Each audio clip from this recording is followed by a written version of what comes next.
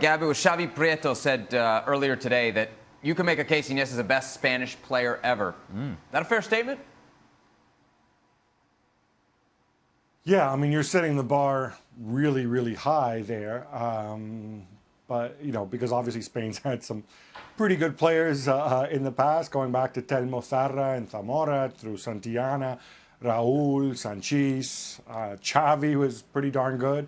But I think the remarkable thing about Iniesta, I think, is that, you know, we often think about precocious talents. This is a guy who Barcelona were patient with him. You know, if you look back to till he was 21, 22, he really wasn't a regular starting every game. And even then, he was often, at least in terms of the headlines, often overshadowed by Xavi and later by Ronaldinho and Messi.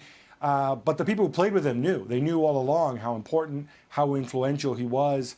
You know, 15-year career, more than that if you count when he was younger, and sterling behavior throughout, and a real model pro. And he's one of those guys that if you talk to footballers, to professionals, he's always up there. So hats off to him. I mean, a tremendous ambassador. Guys, Iniesta likely to be a starter for Spain at this summer's World Cup. What do you think the chances are he goes out on top? They're high. Very high when you consider what Spain has been and the transition under Julen Lopetegui, the decision that they have to make as to who plays up top and who Iniesta is going to be playing that final through ball to. That would be important for Lopetegui.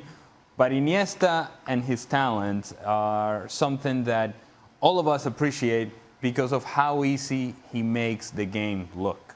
It's not that easy. Under that pressure, in tight spaces, his ability to see passes before they were even there, his movement with the ball, his movement without the ball. He did things on the field that were so very difficult. He made him look simple, so much so that people were overlooking what was a star player.